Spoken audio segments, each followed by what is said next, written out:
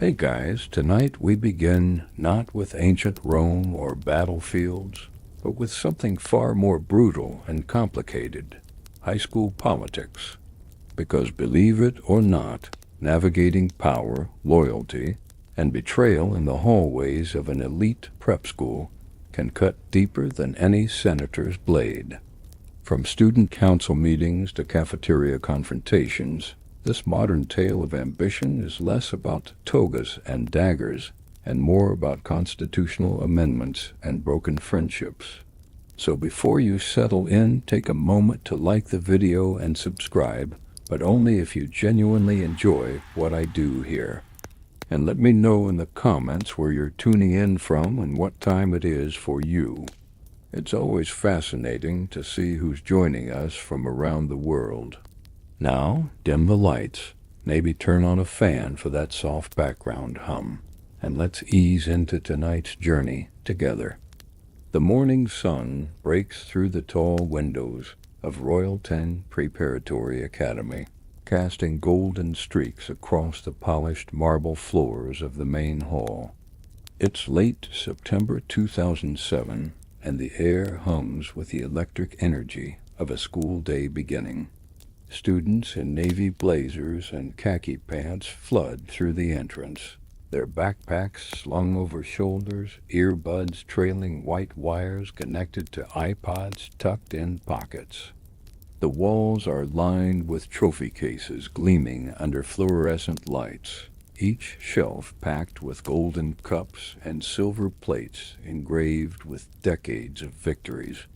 At the center of the main hallway, near the grand staircase with its oak banister worn smooth by generations of palms, stands a bulletin board covered in campaign posters from last spring's elections.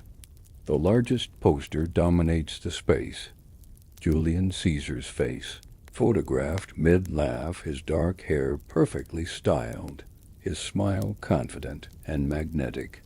Bold letters across the top read, "Caesar for President, lead with strength."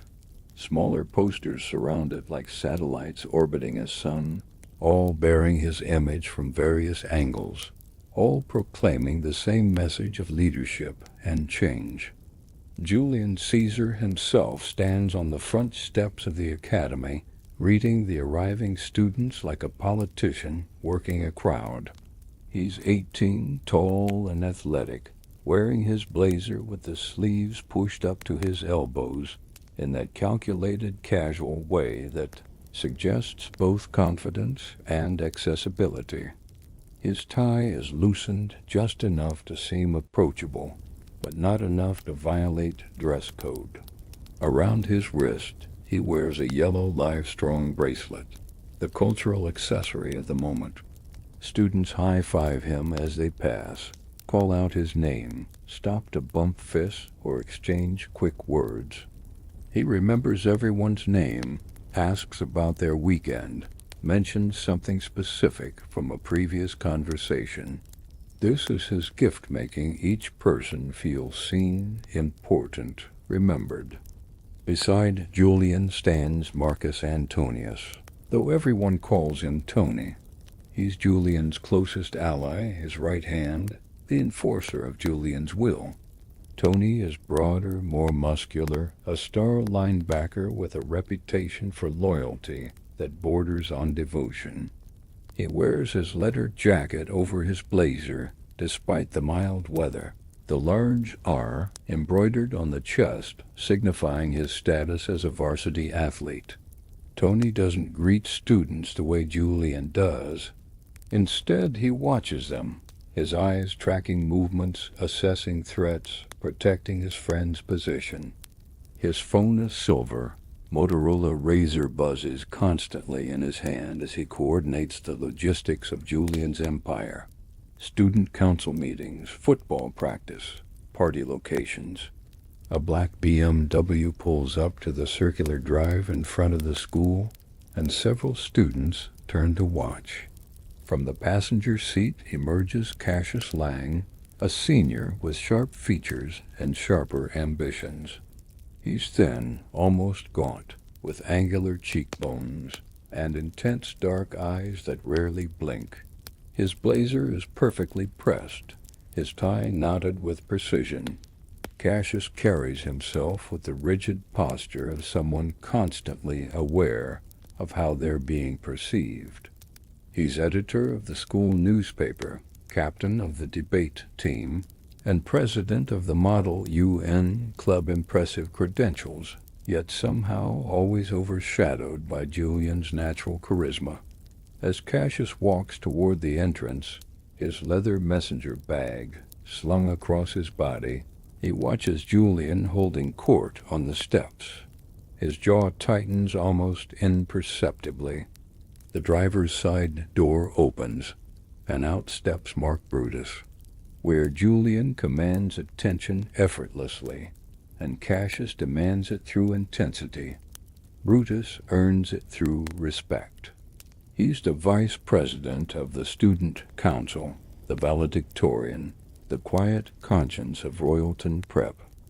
Brutus has the kind of face that suggests deep thoughtful brown eyes, a slight furrow between his brows, as if he's always considering multiple perspectives.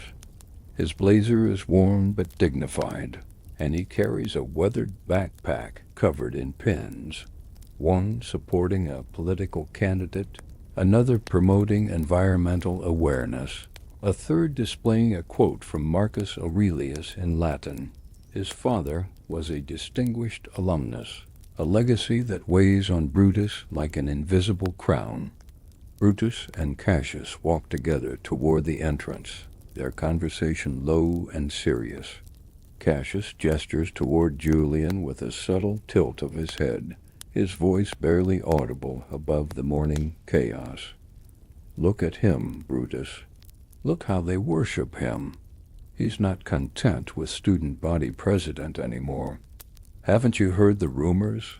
Brutus doesn't respond immediately, his eyes fixed on his best friend greeting another wave of freshmen with elaborate handshakes. The morning light catches Julian's profile, making him look almost statuesque, like those marble busts in the history classroom depicting ancient emperors. What rumors? Brutus finally asks, though his tone suggests he already knows. Cassius leans closer, his voice dropping to a whisper. He wants to change the student constitution, extend presidential terms. Some say he wants to eliminate term limits entirely. He pauses for effect, watching Brutus's reaction. He wants to be president not just this year, but next year too, even though he'll be at college. Remote governance, they're calling it. And after that, who knows? Maybe advisor for life? Maybe they'll create a new position just for him, supreme student leader, or something equally absurd. Brutus stops walking, his shoes scuffing against the concrete pathway. Students stream past them on both sides, a river of navy blazers and animated conversations about weekend parties and upcoming tests. The American flag above the entrance snaps in the autumn breeze, its metal clips clanging rhythmically against the pole. That can't be true, Brutus says, but his voice lacks conviction. Julian wouldn't undermine the democratic process. He believes in the system. We both do. Cassius's thin lips curve into something that isn't quite a smile. Does he? Or does he believe in power? He adjusts his messenger bag, pulling out a folded newspaper, the Royalton Gazette, the student publication he edits. The headline reads, Caesar administration proposes constitutional reforms. Cassius unfolds it carefully, smoothing the creases with his long fingers. I published this last week. Read the proposal yourself. It's buried in administrative language, but the intention is clear. He wants permanence, Brutus. He wants to be irreplaceable. Before Brutus can respond, Julian spots them from the steps. His entire face lights up with genuine warmth, or what appears to be genuine warmth, with Julian. The line between authentic emotion and calculated charm has become impossible to distinguish. Brutus, Cassius, he calls out, waving them over with the easy authority of someone accustomed to being obeyed. Tony glances at Cassius with barely concealed distrust, but says nothing as the two approach. Julian throws his arm around Brutus's shoulders, pulling him into a half embrace that's become their signature greeting since freshman year. "There's my philosopher king," Julian says, using his nickname for Brutus. "I need your wisdom today." Student council meeting at lunch. We're voting on the constitutional amendments. You've read the proposal, right? His tone is casual, friendly, but there's an undercurrent of expectation, a subtle pressure that Brutus has felt increasingly over the past months. "I've read it," Brutus confirms, his voice measured. "Julian, we need to talk about some of the language. The section about executive authority extensions." "Later," Julian interrupts smoothly, squeezing Brutus's shoulder. "We'll talk it all through at the meeting." That's what vice presidents are for, keeping presidents honest. He laughs, and several nearby students laugh with him, though they couldn't possibly have heard the conversation. Julian's laughter is contagious like that, spreading through crowds like ripples across water. Julian turns to Cassius, his smile remaining but his eyes cooling by several degrees. "Cassius, interesting editorial you ran last week. Concerns about concentrated power, provocative headline."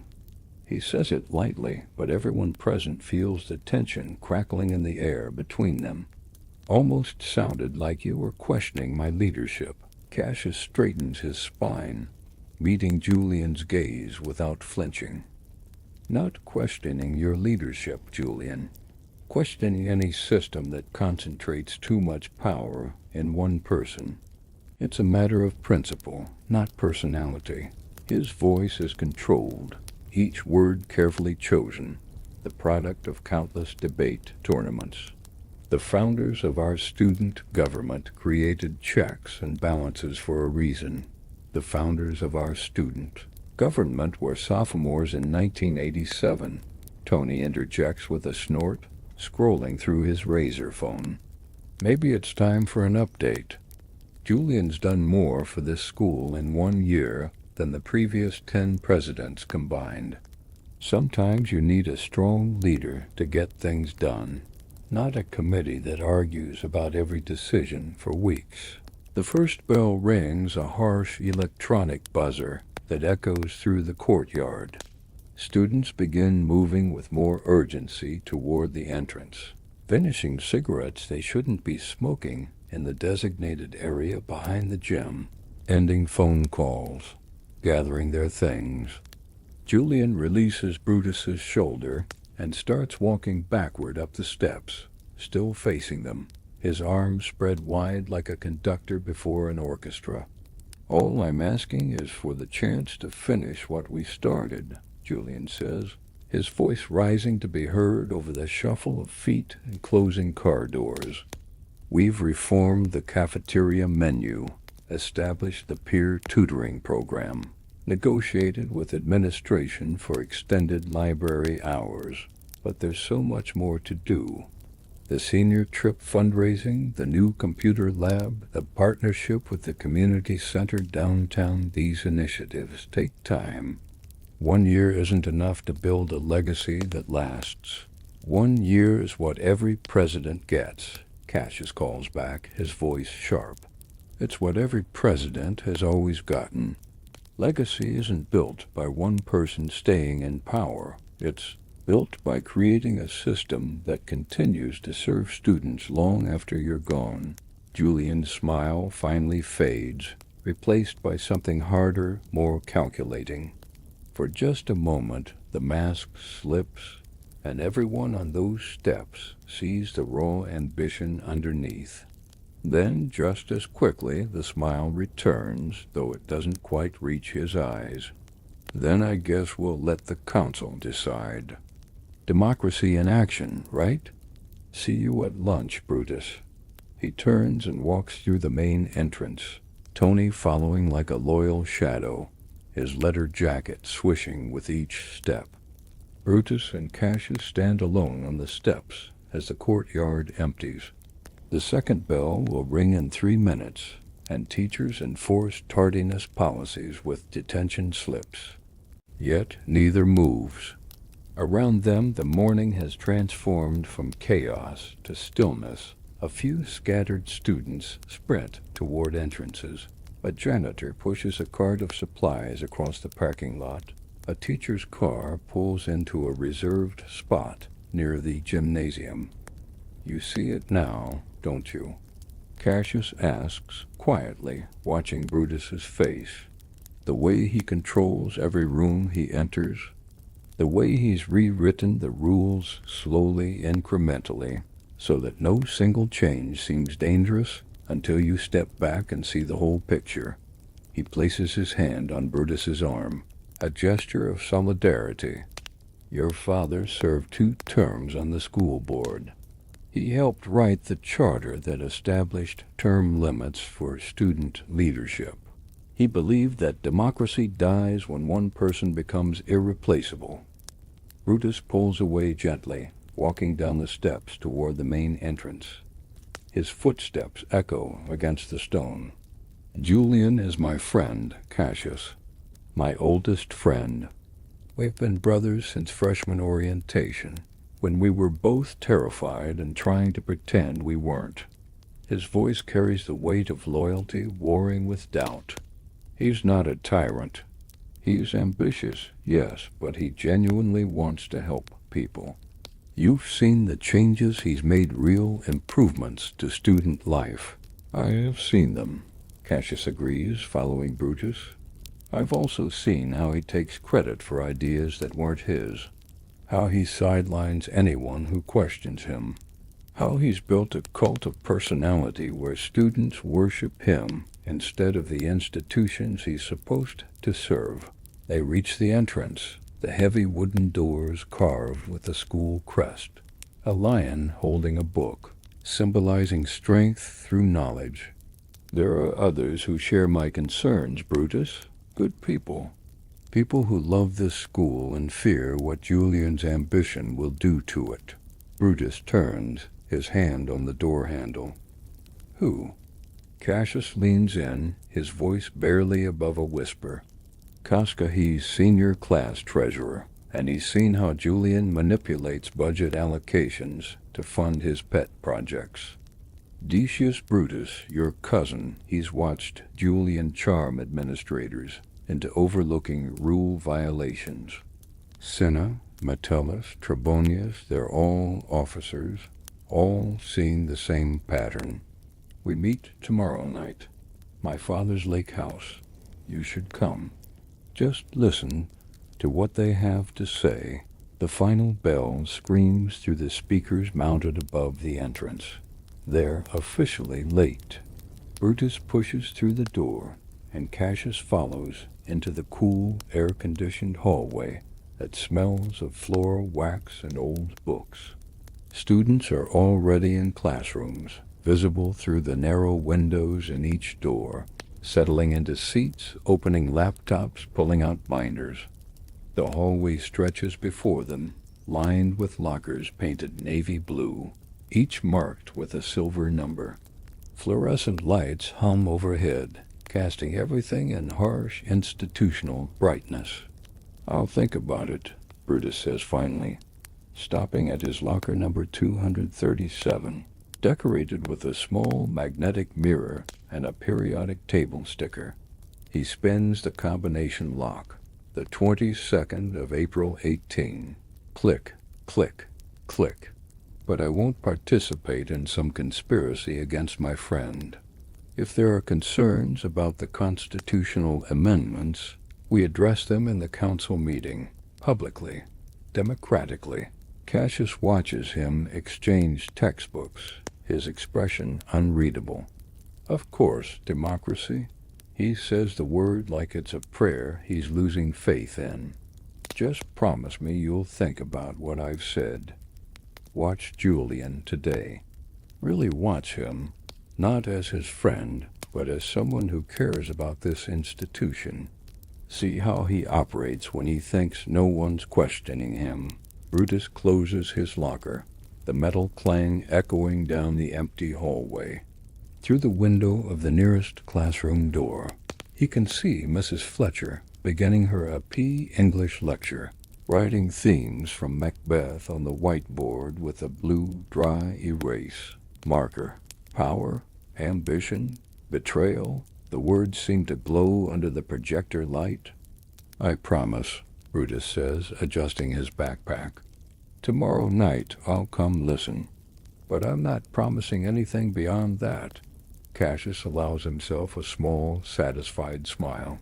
That's all I ask. He glances at his silver watch, 8:07 a.m. We should get to class before we're marked absent. Appearances matter, especially now. We need to seem like model students beyond reproach. They part ways at the intersection of hallways, Cassius heading toward the journalism lab in the east wing, while Brutus walks toward the south staircase, leading to the AP classrooms on the second floor. As Brutus climbs the stairs, his hand trailing along the banister, he thinks about Julian's arm around his shoulders, the weight of that friendship, the history they share. 4 years of brotherhood. 4 years of dreaming together about how they'd change their school, make it better, leave something meaningful behind. At what point does ambition cross the line into tyranny? At what point does loyalty become complicity? These questions follow Brutus into his classroom, where he takes his seat by the window and watches clouds drift across the September sky, darker now, promising rain before the day ends. The sky hangs heavy and gray over Royalton Prep by lunchtime, the promised rain finally arriving in steady sheets that drum against the tall windows of the main building. Students crowd the hallways during the passing period, shaking water from their hair, their blazers darkened at the shoulders from the sprint between buildings. The cafeteria buzzes with energy, hundreds of conversations, competing with the clatter of trays and the hiss of soda dispensers. The smell of pizza and French fries mingles with wet fabric and too much body spray. But in the student council chamber on the third floor, a different atmosphere prevails. The room is smaller, more formal, a rectangular space with a long oak table at its center, surrounded by leather chairs that squeak when anyone shifts position. At the head of the table sits Julian Cesar, his blazer hung on the chair back, his sleeves rolled up, a laptop open before him displaying his PowerPoint presentation. The projection screen behind him shows a slide titled Constitutional Amendments, Securing Our Future. The room's single window overlooks the football field, where rain puddles are forming on the 50-yard line. Around the table sit the 15 members of the student council class presidents, treasurers, secretaries, and appointed representatives from various clubs. Tony sits to Julian's right, his leather jacket draped over his chair, his arms crossed over his chest in a posture of defensive loyalty. Brutus sits 3 seats down on Julian's left, his notebook open, his pen poised above the page, though he hasn't written anything yet. His eyes move between Julian's face and the projection screen, watching, analyzing, remembering his promise to Cassius. Julian clicks to the next slide, his voice confident and practiced. Amendment 3 proposes extending student body presidential terms from 1 academic year to 18 months, with the possibility of renewal based on a 2/3 council vote. This allows for continuity of vision and completion of long-term projects that benefit all students. His hands move as he speaks, gesturing to emphasize points, creating visual rhythm that holds attention. Think about it, we spend the first 3 months of any presidency learning the systems, building relationships with administration, understanding budgets. By the time we're effective, we're already halfway through our term. Casca, a stocky senior with perpetually disheveled hair and a cynical smirk, raises his hand without waiting to be called on. And Amendment 4? The one about advisory positions for graduated seniors? That sounds like you want to run this school from your dorm room at Harvard. His tone is mocking, and several council members shift uncomfortably in their seats. Julian's face remains composed, but his jaw tightens. Amendment 4, Julian responds smoothly, clicking to the relevant slide. Recognizes that institutional knowledge is valuable. Graduated seniors who've served in leadership positions would be available for consultation on major decisions. No voting power, no executive authority, just wisdom and experience accessible to future leaders. He leans forward, his palms flat on the table. Unless you think experience is worthless, Casca, I think democracy means letting go of power when your time is up. Casca shoots back, leaning back in his chair until it balances on 2 legs. Not clinging to influence like some kind of shadow government. Tony slams his hand on the table, making everyone jump.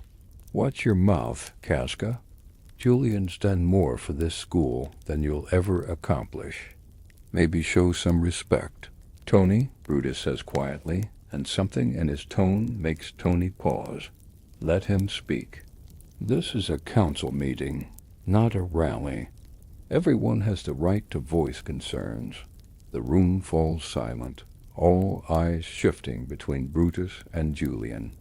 The rain intensifies against the window, creating a white noise backdrop to the tension. Julian's expression changes, the confident smile faltering for just a heartbeat before reconstructing itself. Of course, Brutus is right. We are here to debate, to discuss, to make the best decision for our school community. He clicks to another slide showing survey results, graphs with carefully chosen colors. But the data speaks for itself. I polled 200 students last week. 73% approve of extended presidential terms. 68% want leadership continuity. These amendments aren't about me, they're about what students want. Did you ask them if they want one person accumulating that much power? Asks Portia, a junior class representative with sharp intelligence in her eyes. She's Brutus's girlfriend, though their relationship is quiet, built more on intellectual compatibility than teenage drama. Or did you phrase the questions to get the answers you wanted? Julian meets her gaze steadily. The methodology is transparent. The survey is available for review. If you doubt the results, conduct your own poll, Portia. He says her name with particular emphasis, a subtle reminder that she's only a junior, that she's Brutus's girlfriend, that her objectivity might be compromised. Brutus sets down his pen, the small sound drawing attention in the quiet room. I'd like to propose we table the vote until next week. Give everyone time to review the amendments thoroughly, consult with the students we represent, consider the long-term implications. His voice is calm, reasonable, the voice of someone trying to find middle ground. These changes will affect the structure of student government for years to come. We shouldn't rush them through in a single lunch period. Julian's smile vanishes completely now, replaced by cold calculation. We've been discussing these amendments for 3 weeks, Brutus. They've been posted on the council website, sent to every student email, printed in the Gazette despite Cassius's editorial bias. How much more time do you need? The challenge hangs in the air between them, years of friendship suddenly feeling fragile as glass. Brutus holds Julian's stare, refusing to look away. Around the table, council members watch this silent confrontation between best friends turned adversaries, the air thick with unspoken accusations. Outside, thunder rumbles in the distance, a low growl that seems to echo the tension in the room. The fluorescent lights flicker once, twice, then stabilize. "I need enough time to be certain we're doing the right thing," Brutus says finally, his voice steady despite the tremor in his chest. "These amendments fundamentally alter the balance of power in our government. If we make a mistake, if we create a system that can be abused, we'll have betrayed every student who trusted us to protect their democratic rights." Julian stands abruptly, his chair rolling backward and hitting the wall with a soft thud. He walks to the window, his back to the council, his hands clasped behind him in a posture that makes him look older, more authoritative. When he speaks, his voice carries a weight of disappointment, a betrayal acknowledged. "I thought you understood the vision, Brutus. I thought you saw what we could build together. But I'm starting to realize you'd rather preserve a broken system than have faith in the people trying to fix it." "The system isn't broken," Brutus counters, rising from his own chair. "The system is exactly what prevents any one person from accumulating too much power. That's not a flaw, it's the entire point. The system is slow," Julian snaps, turning back to face the room. His composure has cracked, revealing the ambition that pulses beneath. "The system is bureaucratic. The system makes us fill out forms in triplicate just to hang a banner in the hallway. I've spent a year fighting against red tape and committees and endless debates about meaningless details when we could be making real changes that matter." He gestures sharply toward the window, toward the school beyond. "There are freshmen eating lunch in bathroom stalls because they're too afraid to sit alone in the cafeteria. There are students failing classes because they can't afford tutors. There are kids walking home in dangerous neighborhoods because the bus system is a joke. And while we could be solving these problems, you want to table a vote because you're afraid of what might happen if someone competent stays in charge long enough to actually help them. The manipulation is masterful. Brutus can see it clearly now. The way Julian twists noble concerns into selfish cowardice, the way he makes opposition to his power seem like opposition to helping vulnerable students. Several council members are nodding, swayed by the passionate speech. Tony looks at Brutus with open hostility. Even Portia seems uncertain, her pen tapping against her notebook. "Those problems existed before you became president," Casca interjects, his chair's front legs hitting the floor with a bang. "They'll exist after you graduate, no matter how long you extend your term. The question isn't whether you can solve them. It's whether we create a system where future leaders can solve them too, or whether we build everything around one person's cult of personality." "Cult of personality?" Julian laughs, a harsh sound without humor. "I'm trying to serve my school, and you're accusing me of being some kind of dictator. This is exactly the kind of cynical, destructive thinking that prevents real progress."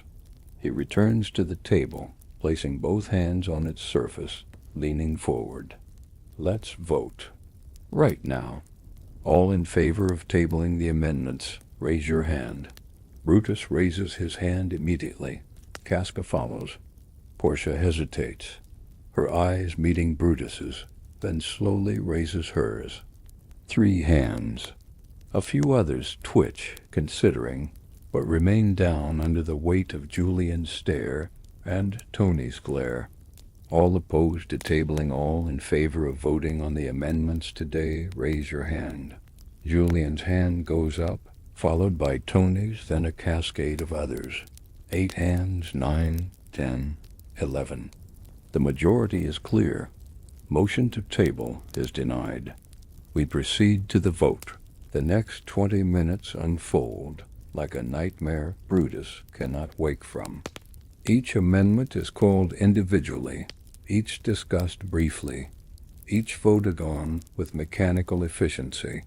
Amendment 1 passes 11-4. Amendment 2 passes 10-5. Amendment 3, the extended presidential term, passes 9-6, with 2 abstentions. Amendment 4, the advisory position for graduated seniors, passes 8-7, the narrowest margin, but still a victory for Julian.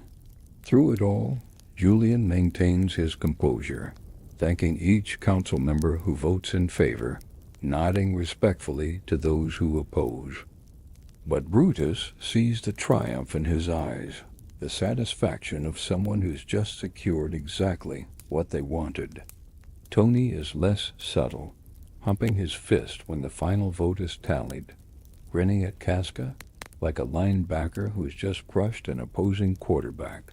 These amendments take effect immediately upon approval by Principal Morrison, Julian announces, closing his laptop with a decisive click. I'll present them to her this afternoon. Thank you all for your thoughtful consideration and your votes. His eyes find Brutus. Even those who voted against have contributed to the democratic process. That's what makes this system strong, the ability to disagree and still move forward together. The words sound magnanimous, but Brutus hears the underlying message. You lost, I won, and now you'll have to live with it. Council members begin gathering their things, conversations erupting about upcoming events, weekend plans, anything to dispel the tension that's made the air feel thick and hard to breathe. Portia touches Brutus's arm gently, a gesture of support, but says nothing. Brutus leaves the council chamber alone, declining Portia's offer to walk with him to his next class. He needs space to think, to process what just happened, to understand how a friendship that once felt unbreakable has fractured so completely in the span of an hour. The hallway outside is empty now. Lunch period is ending. Students filing back to classrooms from the cafeteria, the library, the courtyard where smokers huddle under awnings to stay dry. He walks without destination, his feet carrying him up the staircase to the 4th floor, the oldest part of the building, where classrooms are rarely used anymore. Here the walls are exposed brick instead of painted drywall, and the wooden floors creak under his weight. Trophy cases line one wall, filled with artifacts from decades past footballs, signed by championship teams from the 1960s. Photographs of debate clubs and drama productions, yearbooks with cracked leather spines. The dust is thicker here, the air stale. Brutus stops at a particular trophy case, one he's visited many times before. Inside, among the memorabilia from 1989, sits a plaque engraved with his father's name, David Brutus, Student Body President, 1988-1989. Integrity, service, democracy. Beside it, a smaller frame holds a photograph of his father at 18, wearing the same navy blazer Brutus wears now, standing on the same front steps where Julian greeted students this morning. His father's face is serious, thoughtful, so similar to Brutus's own reflection that it sometimes startles him. His father had been the one to establish term limits, to write the constitutional provision that no student body president could serve more than 1 year. Brutus knows the story, how the previous president had tried to extend his power, had manipulated systems and people until the school felt more like a monarchy than a democracy. His father had fought against it, had rallied students and faculty, had rebuilt the government on principles of shared power and regular transitions. And now, 18 years later, his son is watching history repeat itself. He'd be disappointed in you. The voice comes from behind, startling Brutus. He turns to find Cassius leaning against the wall, his messenger bag hanging from one shoulder, his tie perfectly knotted despite the long day. Your father, he'd be disappointed that you let Julian steamroll the council like that. I voted against every amendment, Brutus says defensively, turning back to the trophy case. I did what I could. Did you? Cassius walks closer, standing beside Brutus, both of them reflected in the glass covering the case. You could have made a stronger case. You could have persuaded the undecided members. You could have exposed Julian's manipulation tactics instead of playing by rules he was actively breaking. His voice is sharp but not unkind, the tone of someone pushing a friend toward an uncomfortable truth. You're afraid of losing him, Brutus, and that fear is making you weak when you need to be strong. Brutus presses his palm against the glass, leaving a faint print. He's my brother, Cassius. We've been through everything together. Freshman year, when my mother was sick, and I missed 2 months of school, Julian brought me homework every day, sat with me in hospital waiting rooms. Sophomore year, when I failed my driver's test 3 times, he never made fun of me, just kept encouraging me. Junior year, when his voice breaks and he stops, composing himself. You don't throw away that kind of loyalty over political disagreements. This isn't a political disagreement, Cassius insists, gripping Brutus's shoulder. This is a fundamental question about power and who should have it. Julian isn't the person you think he is anymore. Maybe he was once, maybe he was that loyal friend who cared about you. But power changes people. It corrupts them. It makes them believe they're special, chosen, above the rules that govern everyone else. The final bell rings, echoing through the empty 4th floor. They're both officially late for 5th period now, Brutus for a P government, Cassius for advanced journalism. Neither moves. The rain continues its assault on the windows, harder now, almost violent in its intensity. Tomorrow night, Cassius continues, releasing Brutus's shoulder. Come to my father's lake house. 7 o'clock. There are people who want to meet you, people who share your concerns but need someone like you to legitimize them. Your name carries weight, Brutus. Your father's legacy carries weight. If you stand against Julian's amendments, others will follow. The vote already happened, Brutus says quietly. The amendments passed. It's done. The council vote passed, Cassius corrects. But Principal Morrison still has to approve them. And the full student body can petition for a referendum if they gather enough signatures. This isn't over not if we're willing to fight. He reaches into his messenger bag and pulls out a folder, handing it to Brutus. Take this. Read it tonight. It's a draft of the petition we're preparing, along with documentation of every questionable thing Julian has done this year. Late-night access to the school records room that he shouldn't have. Budget allocations that violate spending guidelines. Intimidation of students who opposed his policies. It's all there.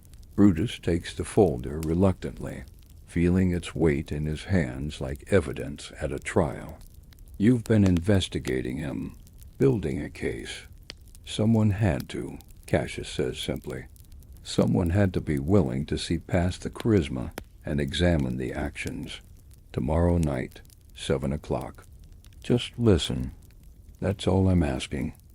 He adjusts his messenger bag and starts walking toward the staircase, his footsteps echoing in the empty hallway. Then he pauses, looking back. Your father didn't become a hero by staying silent when his friend abused power. He became a hero by having the courage to stand up when it mattered most, even when it hurt, even when it cost him. Cassius disappears down the stairwell, leaving Brutus alone with the folder and his father's photograph and the weight of expectations from the past and the present pressing down on him like the storm pressing down on the school. He looks at his father's face again, searching for guidance, for certainty, for some sign of what the right path forward might be. But the photograph offers no answers, just the steady gaze of a man who made his choice a generation ago and left his son to make his own. Night falls over the lake like a curtain dropping on a stage. The storm has passed, leaving the air clean and cold. The sky clear enough to see stars a rarity this close to the city. Cassius's father's lake house sits on a private road 30 minutes from Royalton Prep, a modern structure of glass and cedar that jets out over the water on wooden pilings. Inside, lights glow warm against the darkness, reflecting off the lake's surface in golden streaks. Brutus parks his mother's Honda Accord in the gravel driveway beside 4 other cars he recognizes from the student parking lot. His hands remain on the steering wheel for a long moment after he turns off the engine, the folder from Cassius sitting on the passenger seat. He spent last night reading every page, highlighting passages, making notes in the margins. The evidence is damning, not illegal perhaps, but unethical, manipulative, the actions of someone who believes rules apply to everyone except himself. Through the floor-to-ceiling windows, Brutus can see figures moving inside, silhouettes against the light. He recognizes Casca's stocky build, sees someone who might be Cinna gesturing animatedly. This is the moment of commitment once he walks through that door. He's no longer Julian's loyal friend who happened to vote against some amendments.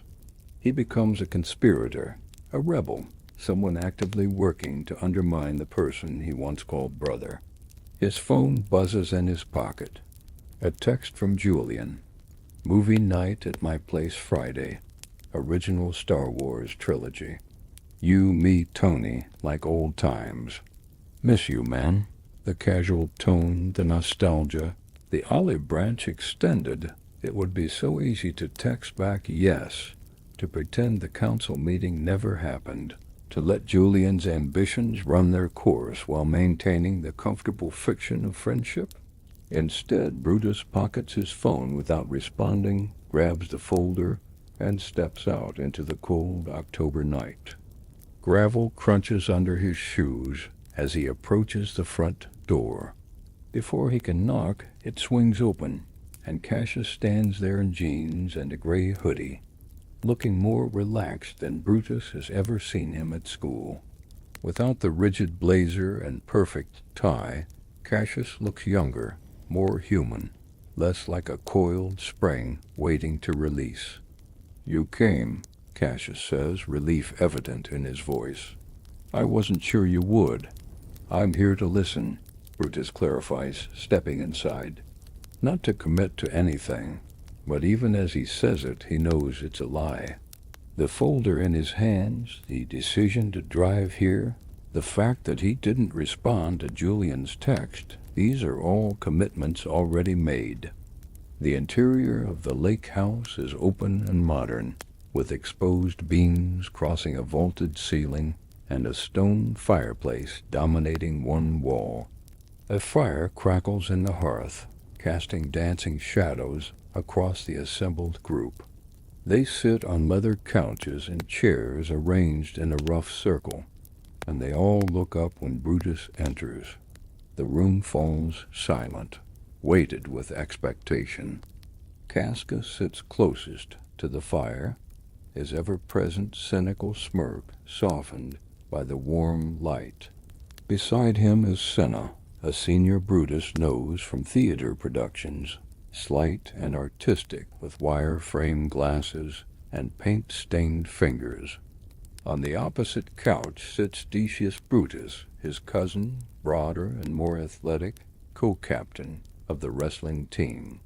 Metellus Kinbear, treasurer of the debate team, occupies an armchair, his laptop open on his knees.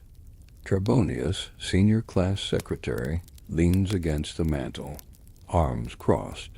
And in the corner, almost hidden in shadow, sits Casca's younger sister Publius, a junior with sharp eyes that miss nothing.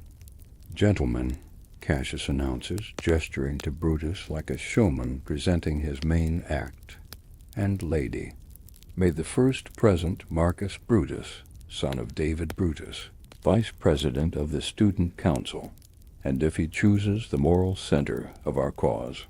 No pressure. Brutus mutters, but he takes the empty armchair Cassius indicates, setting the folder on his lap. The fire's warmth feels good after the cold drive, but he can't relax into it. Every face here represents a decision he hasn't fully made yet, a line he hasn't completely crossed. Decius speaks first, his voice rough but familiar. They've shared Thanksgiving dinners, summer barbecues, the casual intimacy of extended family. "I know what you're thinking, Marcus. You're thinking we're traitors, that we're plotting against a friend, that this is wrong." He leans forward, his elbows on his knees. "But I've watched Julian operate up close. I've seen him lie to Principal Morrison's face about who authorized the senior prank that got 3 students suspended. I've watched him take credit for the food drive that Portia organized. I've seen him threaten students with social exile if they oppose his policies. This isn't about jealousy or ambition. This is about stopping someone who's become dangerous." "Dangerous?" Brutus repeats, testing the word. "He's a high school student body president, not a dictator. What's the worst he can do? Change the cafeteria menu. He can normalize authoritarianism," Sina says softly, his artistic voice at odds with the harsh political language.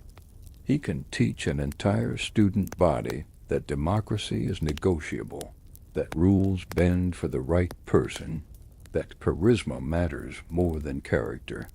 We're all going to college next year, and some of us will go into politics, business, law positions of real power. What we learn now about ethics and governance will shape what kind of leaders we become." Metellus looks up from his laptop, adjusting his wire-rimmed glasses.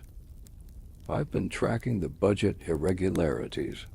Julian allocated $8,000 from the senior class fund to what he called community outreach initiatives, but there's no documentation of where that money went. No receipts, no event records, nothing. When I asked him about it during the finance committee meeting, he said he'd provide documentation eventually, and Tony threatened to have me removed from the committee for questioning leadership integrity." $8,000, Bertus echoes, his mind racing. "That's scholarship money, senior trip funding, graduation ceremony expenses. That's embezzlement. Technically, it's misappropriation of funds," Cassius corrects, sitting on the arm of Brutus's chair. "And technically, without proof of where the money went, we can't accuse him of anything criminal. But it's part of a pattern of someone who believes normal accountability doesn't apply to him." He nods toward Trebonius at the mantel. "Tell him about the intimidation." Trebonius shifts his weight, uncomfortable being the center of attention. He's quiet normally, the kind of student who keeps minutes at meetings and ensures forms are filed on time, bureaucratic, essential, invisible. 3 weeks ago, Sarah Martinez was going to run against Julian for president before these amendment votes happened. She had a platform about transparency and fiscal responsibility. Good ideas. He pauses, his jaw tightening. Tony and two other football players cornered her in the parking lot after school. They didn't touch her, but they made it clear that running against Julian would make her life very difficult. She withdrew her candidacy the next day. "You have proof of this?" Brutus asks, though his stomach is already sinking. He's heard rumors, dismissed them as exaggeration, as the normal rough and tumble of student politics. "I have Sarah's testimony," Trebonius says. "She's afraid to go public because she doesn't want to spend her senior year as a target. But she'll speak up if others do first, if she knows she won't be alone." The fire pops and crackles, sending sparks up the chimney. Outside, an owl hoots somewhere in the trees surrounding the lake house, a lonely sound that carries across the water. Brutus opens the folder on his lap, flipping through pages he's already memorized expense reports with missing documentation, email chains where Julian dismisses legitimate concerns with charming deflection, testimony from students who felt pressured or manipulated. "What are you proposing?" Brutus asks finally, looking up to meet Cassius's eyes. "Realistically, the amendments passed the council. If Principal Morrison approves them, and she will, because Julian has her convinced he's the second coming of student leadership, what can we actually do?" Cassius stands, moving to the center of the circle, his shadow stretching long across the hardwood floor. "We gather signatures for a student referendum. We need 20% of the student body, that's about 240 students, to petition for a vote. Then we take our case directly to the students. We show them the evidence of financial irregularities, intimidation, abuse of power. We make them understand that voting for Julian's amendments isn't voting for better leadership. It's voting to dismantle the democratic system that protects them all. And you think we can get 240 signatures?" Brutus's skepticism shows in his voice. "Julian is the most popular student in school. People worship him. They worship the image of him," Casca interjects, leaning forward with his characteristic intensity. "The carefully constructed persona. But people also respect you, Brutus. They trust you. If you publicly oppose Julian, if you explain why these amendments are dangerous, students will listen.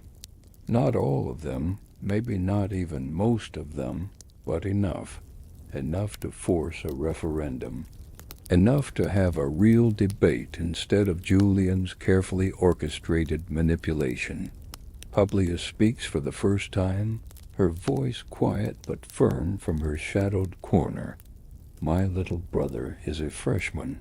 He's small, anxious, exactly the kind of kid who gets lost in a place like Royalton. Julian visited his English class last month, gave this inspiring speech about belonging and school spirit. My brother idolized him after that." She pauses, her eyes reflecting firelight. "Last week, my brother mentioned he heard some students saying negative things about Julian's amendments. The next day, those students found their lockers vandalized, their backpacks dumped in the bathroom. No proof it was Julian's people, but everyone knows. My brother learned a lesson. Don't question the leader. Is that what we want to teach 14-year-olds? The room falls silent, except for the fire's whisper and the distant sound of water, lapping against the pilings beneath the house. Brutus feels the weight of all their eyes on him, the expectation, the hope that he'll be the catalyst they need. His phone buzzes again, in his pocket another text from Julian, probably wondering why he hasn't responded. The friendship that sustained him through 4 years of high school now feels like chains. "If we do this," Brutus says slowly, each word deliberate, "we have to be certain. We can't go after Julian with rumors and suspicions. We need documentation, witnesses willing to speak publicly, A case so airtight that even his most devoted followers will have to acknowledge the truth. He looks around the circle, meeting each person's eyes. And we have to be prepared for the consequences. Julian won't take this lying down. Neither will Tony or the others. This will get ugly.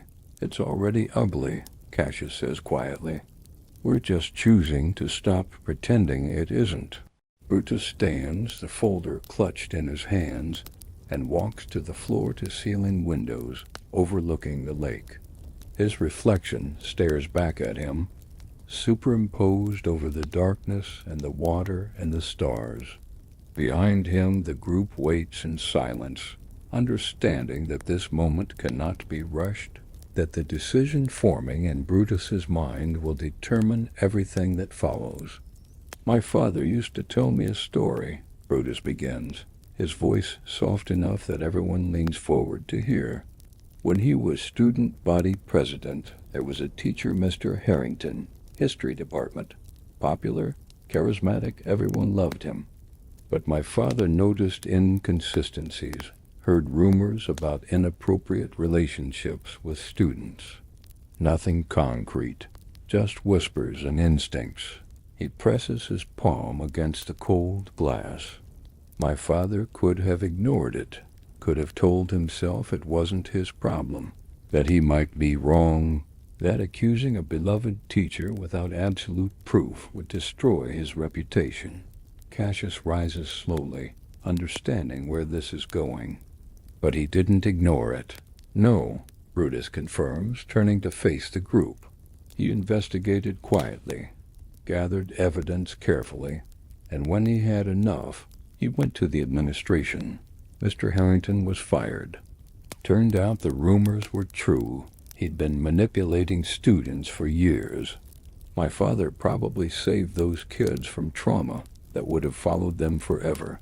He pauses, his voice thickening. But it cost him. Half the school turned against him, called him a liar and a traitor. Students who'd been his friends wouldn't speak to him. He spent his final months of senior year isolated, hated by people who refused to see the truth even when it was proven. He did the right thing anyway, Decius says, understanding flooding his face. Even knowing the cost, Brutus nods slowly. He told me that doing the right thing usually costs something. That's how you know it's right, because it requires sacrifice, because it would be easier to look away. He returns to the circle, sitting on the edge of the coffee table at its center, the folder open in his lap. I love Julian. Part of me will always love him, will remember who he was before ambition consumed him. But I love the principles my father taught me more. I love democracy more. I love the idea that no one person should have unchecked power more. The declaration hangs in the air, and Brutus sees relief wash over every face, sees shoulders relax and eyes brighten with renewed purpose. Cassius grips his shoulder, a gesture of solidarity and gratitude. Then you're with us. I'm with us, Brutus confirms, and saying it aloud makes it real, makes it irrevocable. What's the timeline? Cassius pulls out his phone, opening a notes app filled with detailed planning. Principal Morrison reviews the amendments tomorrow afternoon. If she approves them, and we're assuming she will, they become official by Friday. We need to have our petition ready to file Monday morning. That gives us the weekend to gather signatures, prepare our case, organize our witnesses. We'll need to go public with this, Metellus says, his laptop glowing in his lap. The Gazette won't touch it. Cassius can't publish a story about a conspiracy he's part of without losing all credibility. But we can use social media. Facebook groups, MySpace posts, mass emails. Get our message out directly to students without administrative filtering. We should plan a forum, Senna suggests, his creative mind already visualizing the scene. A public debate about the amendments. Julian won't be able to refuse without looking like he's afraid of questions. We invite the whole school, present our evidence, let students make informed decisions. Trebonius pulls a small digital camera from his backpack, setting it on the coffee table. I've been documenting things. Photos of the vandalized lockers, recordings of Tony making threats in the parking lot. You can't hear the words clearly, but you can see the body language, the intimidation. It's not perfect evidence, but it's something. And Sarah Martinez? Brutus asks. Will she speak if we provide support? She will, Trebonius confirms. She's angry about being silenced. She's just been waiting for someone with credibility to make the first move. The planning continues for another hour, each person contributing their expertise, their connections, their courage to the growing strategy. Casca will handle the petition logistics, ensuring they meet all constitutional requirements. Decius will recruit athletes who might stand against Tony's intimidation. Publius will organize the underclassmen, the freshmen and sophomores who feel voiceless in a government dominated by seniors. Metellus will create the financial documentation in a format even non-experts can understand. Cinna will design the promotional materials for the forum, making sure their message looks as professional as Julian's propaganda. And Brutus will be the face of the opposition, the moral authority, the person whose name and legacy might convince undecided students that this isn't about jealousy or politics, but about fundamental principles worth fighting for. As the meeting breaks up near midnight, students gathering their things and heading to their cars, Cassius pulls Brutus aside near the door. The fire has burned low, casting the room in dimmer, more intimate light. I know what this costs you, Cassius says quietly. The friendship, the brotherhood. I know you're sacrificing something real and valuable. I am, Brutus acknowledges, feeling the loss already like a wound that hasn't quite registered pain yet. Self and others, but the alternative is watching someone I love become someone I can't recognize. Maybe this is the truest act of friendship, refusing to enable his worst impulses, forcing him to face consequences before he does real damage to High. Or maybe it's betrayal, Cassius says with characteristic bluntness. Maybe he'll never forgive you, and maybe you'll spend the rest of your life wondering if you could have handled this differently. There's no clean answer here, Brutus. Just a choice between different kinds of pain.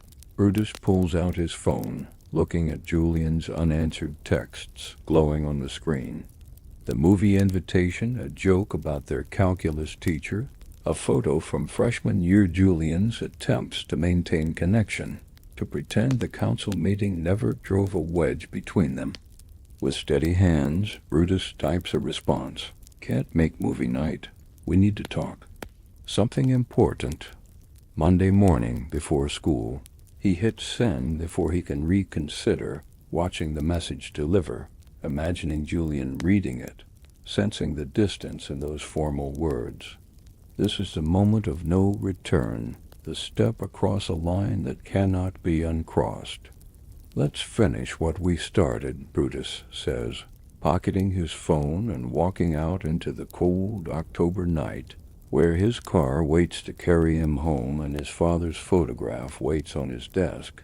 That steady gaze, neither approving nor condemning, just witnessing the choice his son has made.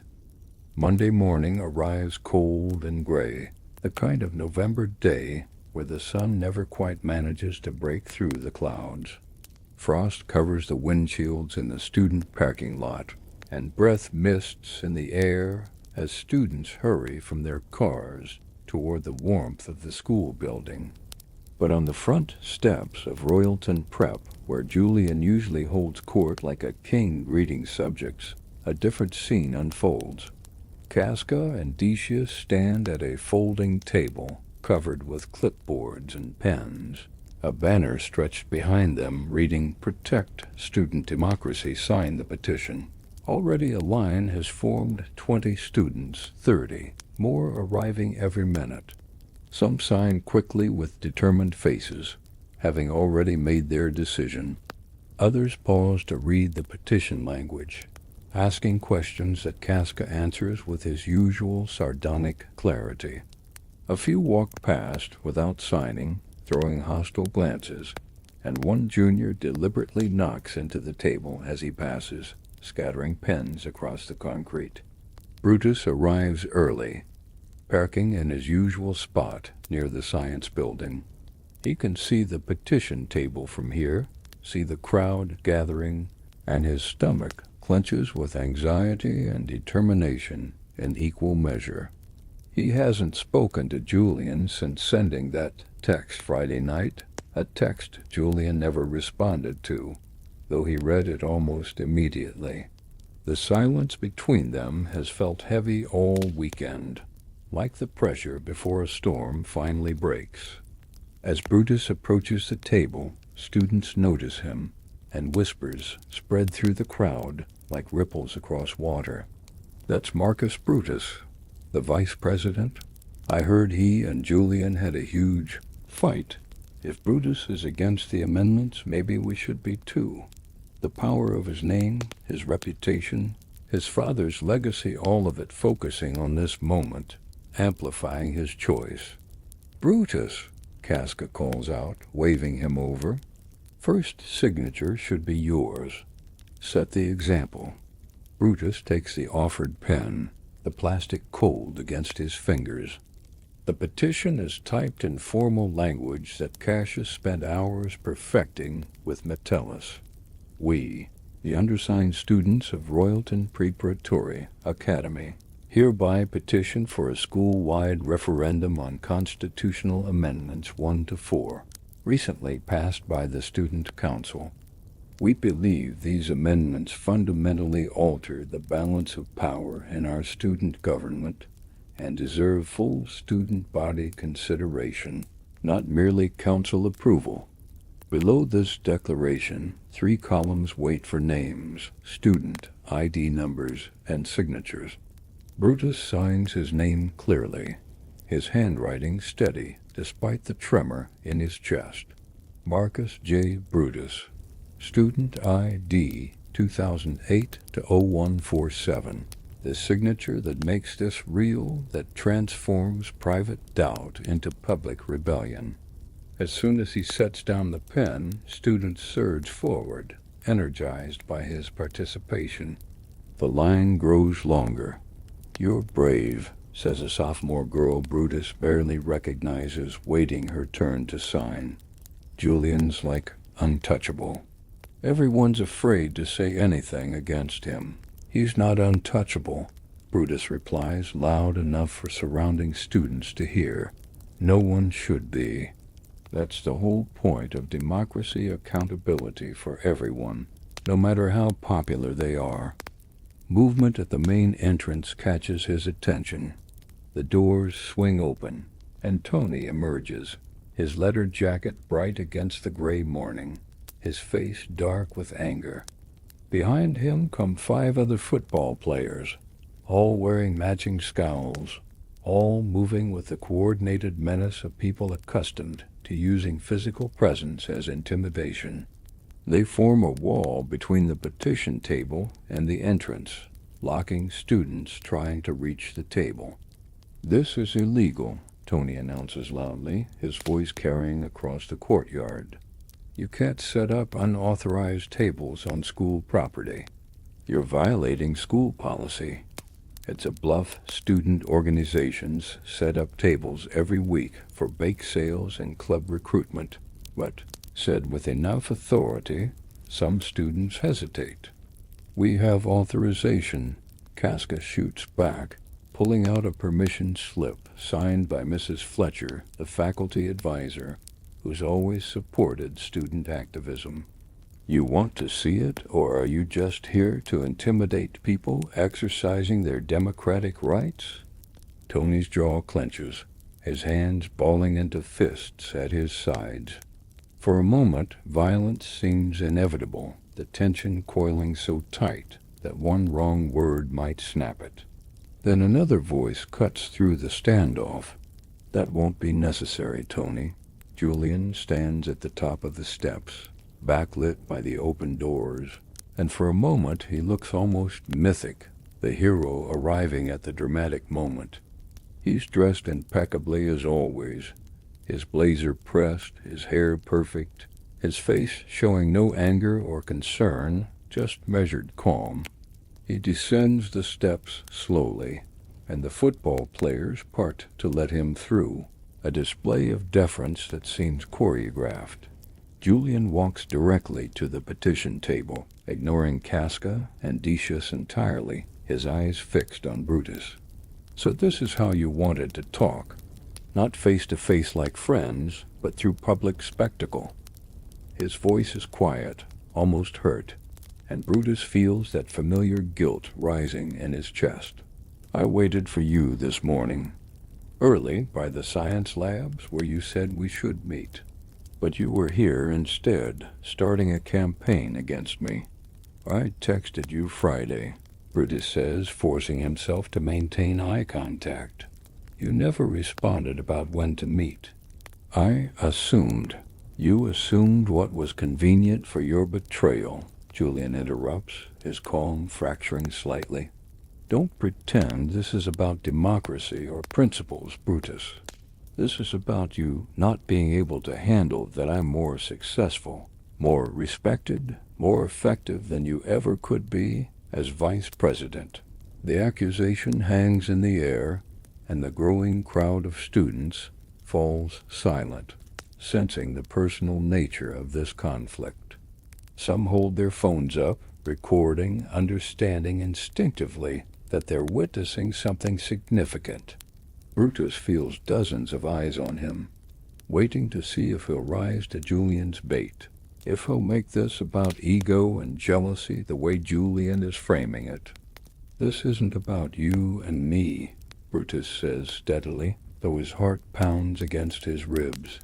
"This is about a system of government that's supposed to serve all students, not consolidate power in one person. You passed amendments that fundamentally change how our school operates, and you did it through a council vote without giving the broader student body a voice. We're simply asking for that voice to be heard." Julian laughs, a cold sound without humor. "The broader student body elected me with 72% of the vote. They gave me their voice. They trust me to make decisions on their behalf. That's how representative democracy works, Brutus.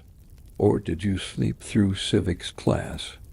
Representative democracy also includes checks and balances," Brutus counters, his voice growing stronger as he finds his footing.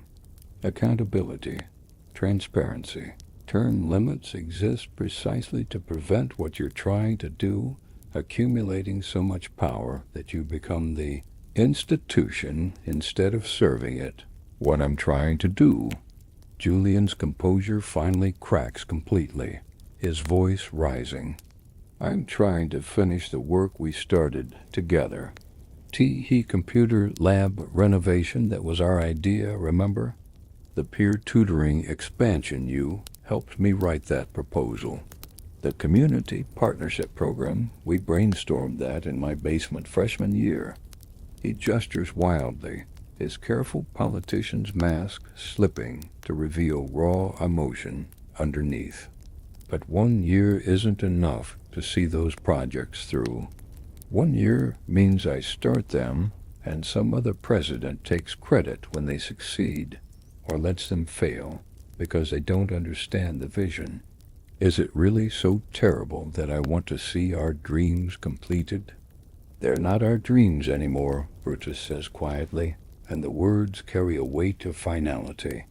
"They stopped being ours when you changed them from service projects into monuments to yourself. When you started putting your name on everything, making sure everyone knew Julian Caesar brought them these improvements." When you started viewing the presidency not as a responsibility, but as a right you deserve to keep, the crowd shifts, murmurs spreading. Some students nod at Brutus's words, recognition dawning on their faces. Others look angry, defensive of Julian. The school is fracturing in real time, divided not along traditional lines of cliques or social groups, but along this new axis. Those who see Julian as the charismatic leader who gets things done, and those who see him as a would-be autocrat who's gone too far. Portia appears at Brutus's side, her presence a quiet support. She doesn't touch him, doesn't speak, just stands there as a visual reminder that he's not alone in this. Across from them, Tony moves closer to Julian, a mirror image of loyalty and protection. You want to talk about monuments to myself? Julian's eyes are bright now, almost feverish. Let's talk about your father, Brutus. Let's talk about how you've spent 4 years trying to live up to a legacy that doesn't belong to you, trying to be the noble hero he was, measuring every decision against his impossible standard. His words are calculated to wound, weaponizing the intimacy of their friendship. This isn't about protecting democracy. This is about you needing to be the martyr, the conscience, the one who stands up against the tyrant. You need me to be the villain in your story so you can be the hero in his. The cruelty of it steals Brutus's breath for a moment. Around them, students gasp, sensing that Julian has crossed a line, has taken their political disagreement and made it devastatingly personal. Even Tony looks uncomfortable, shifting his weight, not quite meeting anyone's eyes. Maybe you're right, Brutus says finally, his voice thick but controlled. Maybe part of this is about my father's legacy. But if that legacy means standing up when someone I care about is abusing power, then I'm proud to honor it, even if it costs me the friendship I value most. Costs you? Julian shakes his head, something like pity mixing with his anger. You threw it away, Brutus. You chose political theater over brotherhood.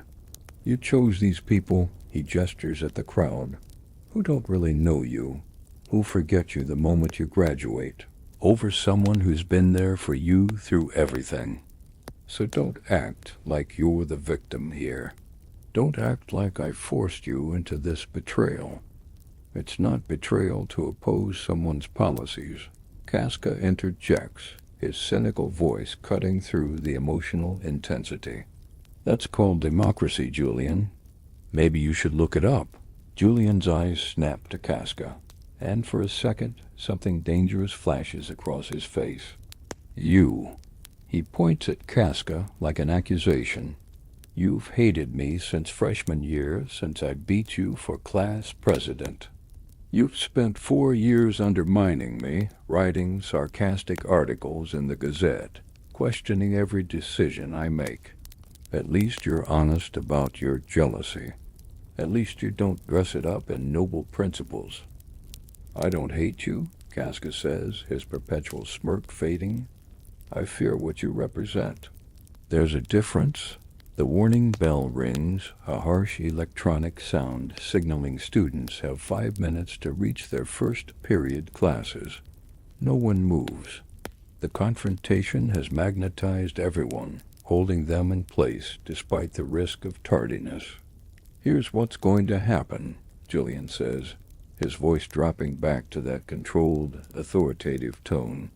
You can collect your signatures. You can file your little petition.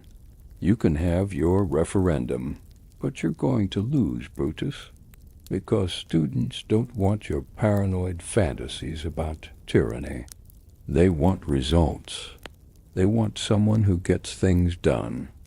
And when you lose, when this school votes to keep me as their president, I want you to remember this moment. I want you to remember that you destroyed our friendship for nothing. Julian turns and walks back toward the entrance, his posture rigid with contained fury.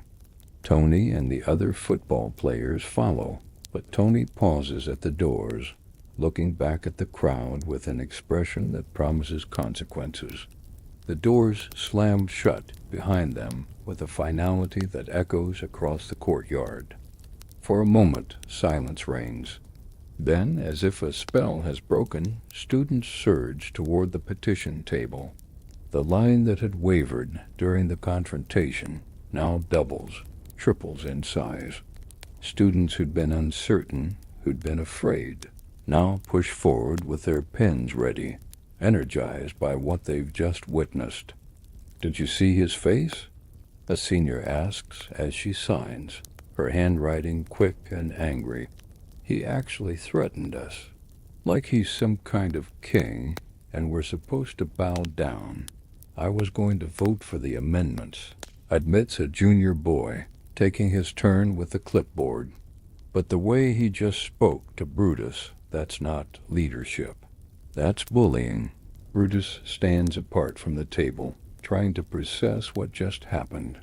His hands are shaking now that the confrontation is over, adrenaline draining away and leaving him hollow. Portia touches his arm gently, her brown eyes filled with concern and pride in equal measure. "You did the right thing," she says softly, standing up to him, not backing down even when he made it personal. "It felt terrible," Brutus admits, his voice barely above a whisper. "Like I was killing something that can't be brought back to life." "Some things need to die so better things can grow," Portia replies, philosophical as always. "Your friendship with Julian, maybe. It was already dead, and you just hadn't admitted it yet. Maybe he killed it months ago when he started valuing power over people. The morning passes in a blur of activity. Between classes, the petition table remains staffed by rotating volunteers. Cinna takes over during second period, then Metellus during third. By lunch, they've collected over 100 signatures, nearly halfway to their goal. The cafeteria buzzes with debate, students arguing passionately at lunch tables about amendments and democracy, and whether Julian Caesar is a visionary leader or a dangerous egomaniac. In the student council chamber, Julian calls an emergency meeting. Only his most loyal supporters attend Tony, naturally, along with several representatives who benefited from Julian's patronage. The mood is combative, strategic, the atmosphere of a war room rather than a student government office. "We need to discredit them before this gains more momentum," Julian says, pacing in front of the projection screen. His earlier emotion has been locked away, replaced by cold calculation. Brutus is leveraging his father's legacy, making this seem like some noble crusade. "We need to reframe the narrative. Make it about personal ambition, about jealousy, about undermining school unity." "I can handle the social media campaign," offers Jessica Chung, the communications director, already typing on her BlackBerry. "Flood Facebook and MySpace with posts supporting you, testimonials from students you've helped, before and after photos of the improvements you've made. Make people remember why they elected you in the first place."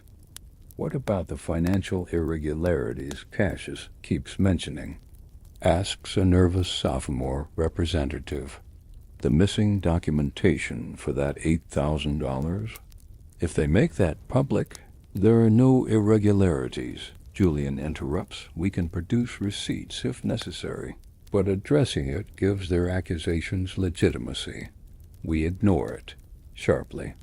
"That money went to approved programs. The documentation exists.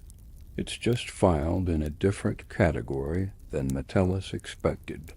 Tony leans forward, cracking his knuckles, a sound that makes several people flinch.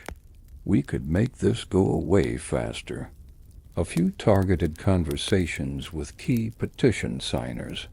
Remind them that senior year is a bad time to make enemies, that colleges look at social records, That being on the wrong side of school leadership can have consequences.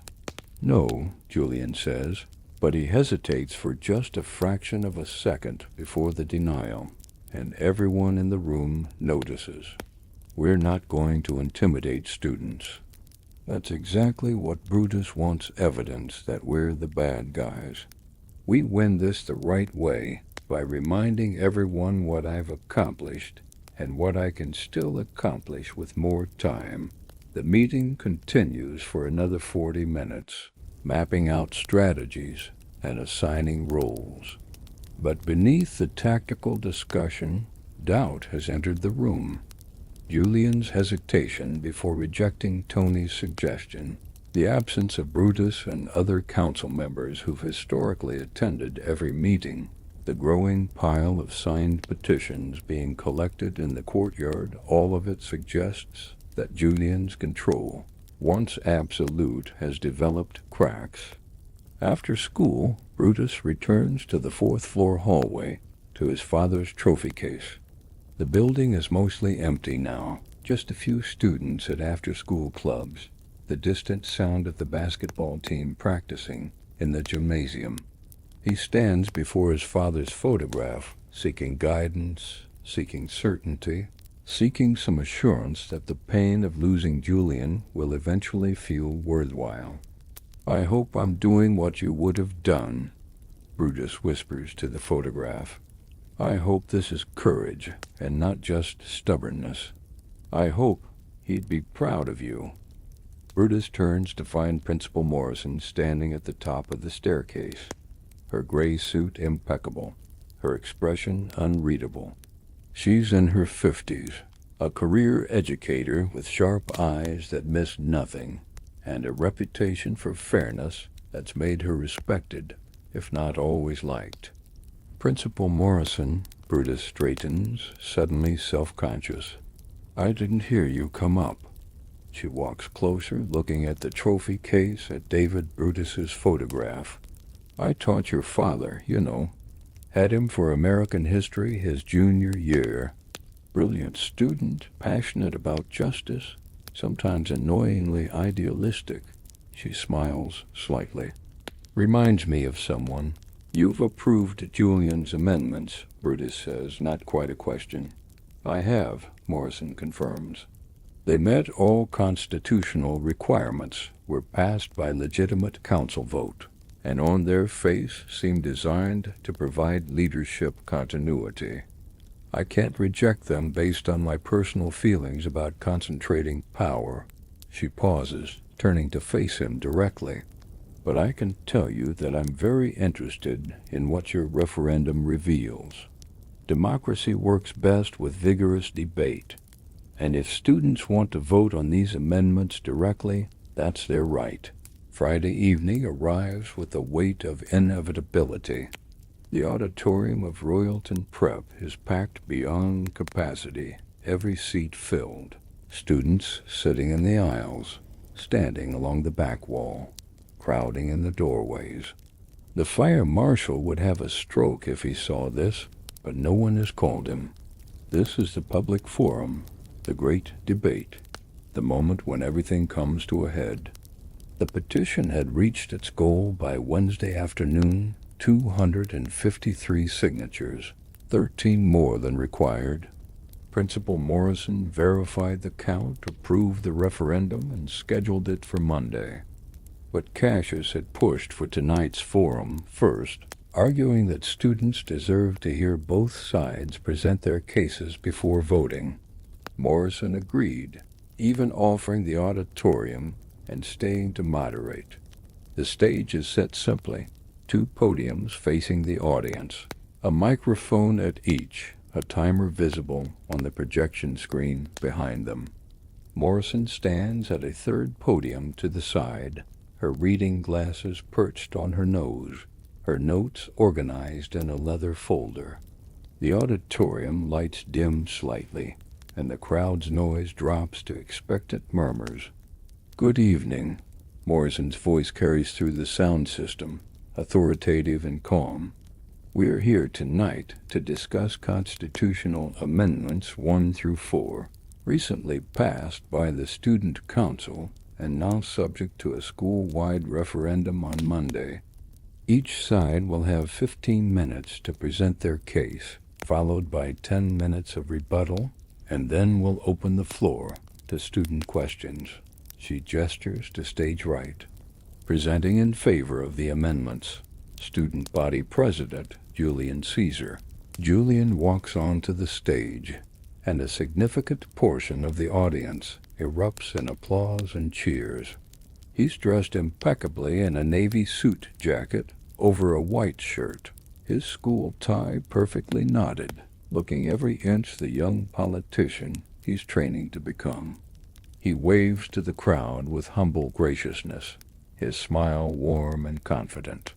As he reaches his podium, he places a slim folder on it, then grips the edges, leaning forward slightly in that posture of earnest communication he's perfected.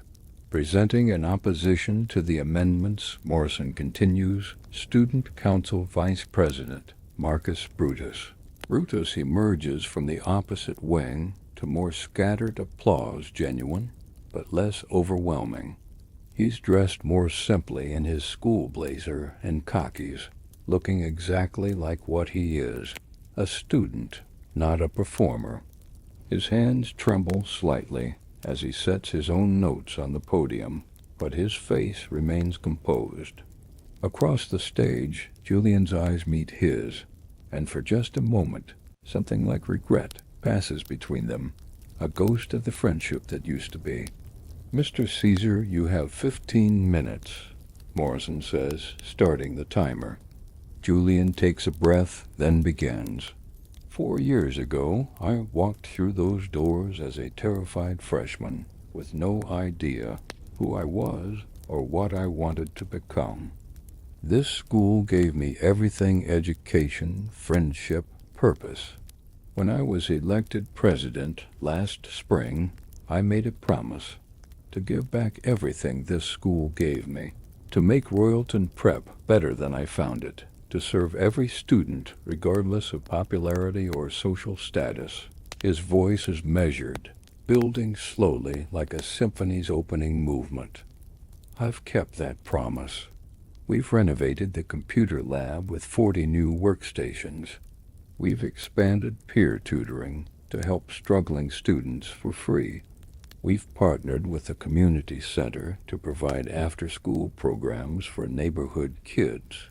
We've improved cafeteria options, extended library hours, and created a student emergency fund for families facing financial hardship. He clicks a remote, and the projection screen lights up with photos, students at new computers, tutoring sessions in progress, smiling faces at community events.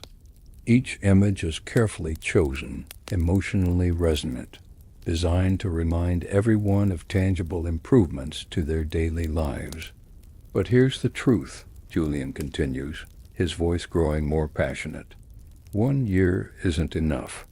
These programs need nurturing, oversight, someone who understands their purpose and can ensure they continue to serve students effectively. The amendments I'm proposing don't give me power. They give these programs stability. They ensure that the work we've started together doesn't die the moment I graduate. He pauses for effect, making eye contact with different sections of the audience. My opponents will tell you this is about me accumulating power, about ego, about ambition. But look at the results. Look at what we've accomplished. Ask yourself, do you want to preserve some abstract principle, or do you want to preserve real programs that help real students every single day? The applause is thunderous. Students on Julian's side of the ideological divide jump to their feet, cheering, whistling. Julian acknowledges them with a modest nod, then continues, driving his advantage home. Leadership continuity isn't tyranny, it's common sense. In the real world, CEOs serve for years, not months. Presidents serve 4-year terms with the possibility of 8. Why? Because building something meaningful takes time. Because institutional knowledge matters. Because starting over every 12 months creates chaos and inefficiency. His voice drops, becoming more intimate, more personal. I love this school. I love every person in this auditorium. All I'm asking is for the chance to finish what we started together, to see our shared vision through to completion. Is that really so dangerous? He steps back from the podium as his time expires, and the applause continues for nearly 30 seconds before Morrison raises her hand for silence. Morrison nods to Brutus. Mr. Brutus, you have 15 minutes. Brutus grips his podium, his knuckles white, and for a long moment he simply stands there, gathering his thoughts. The silence stretches uncomfortably, and some students begin to whisper. Then he speaks, his voice quieter than Julian's, but somehow carrying more weight because of its quietness. Julian is right about one thing, Brutus begins. He has accomplished good things as president. I helped him with many of those projects. I believed in them. I still believe in them. He looks directly at Julian across the stage. But good results don't justify bad methods. History is full of leaders who did beneficial things while simultaneously dismantling the systems meant to check their power, and we remember them not for the good they did, but for the tyranny they enabled. He clicks his own remote, and the screen changes, not to photos of smiling students, but to documents, the student constitution, highlighted passages, budget reports with missing line items, email chains, showing Julian dismissing oversight questions. Amendment 3 extends presidential terms from 1 year to 18 months, renewable by council vote. That sounds reasonable until you realize the president appoints half the council positions.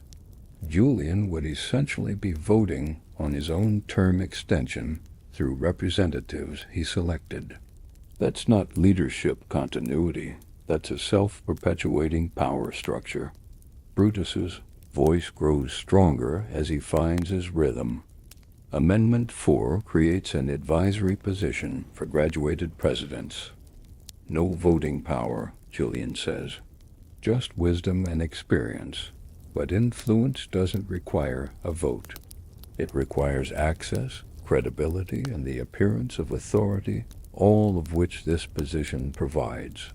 A former president, still involved in daily decisions, still shaping policy, still maintaining power without the accountability of actually holding office. Murmurs spread through the audience, some nodding thoughtfully, others shaking their heads in disagreement. Brutus presses forward, but the amendments themselves are only symptoms. The real disease is the attitude that created them, the belief that one person is so essential, so uniquely qualified that normal rules shouldn't apply to them. He gestures to the budget documents on screen. $8,000 in student funds allocated to community outreach initiatives with no documentation of where that money actually went. When Treasurer Metellus asked for receipts, he was told it wasn't his concern. That questioning the president showed lack of school spirit. Casca stands from his seat in the third row, his voice carrying over the crowd. I was threatened for asking those same questions. Told that if I kept investigating, I'd regret it. Sit down, Casca.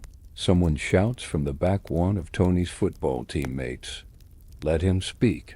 Morrison intervenes sharply. Everyone here has the right to be heard. Brutus nods his thanks to Casca, then continues. Sarah Martinez wanted to run for president before these amendments were proposed. She had a legitimate platform, legitimate ideas. 3 students, I won't name them, but they're in this auditorium, cornered her in the parking lot and made clear that running against Julian would make her senior year very difficult. She withdrew her candidacy the next day. That's a lie. Tony shouts from his seat near the stage, half rising. Is it? Brutus meets his eyes steadily. Then let's ask Sarah herself. He gestures to the audience, and slowly, hesitantly, Sarah Martinez stands. She's small, nervous, her hands clasped in front of her like a shield. But she's standing, visible, her presence confirming Brutus's accusation more powerfully than any words could. The auditorium erupts in competing reactions, gasps, angry shouts, defensive protests.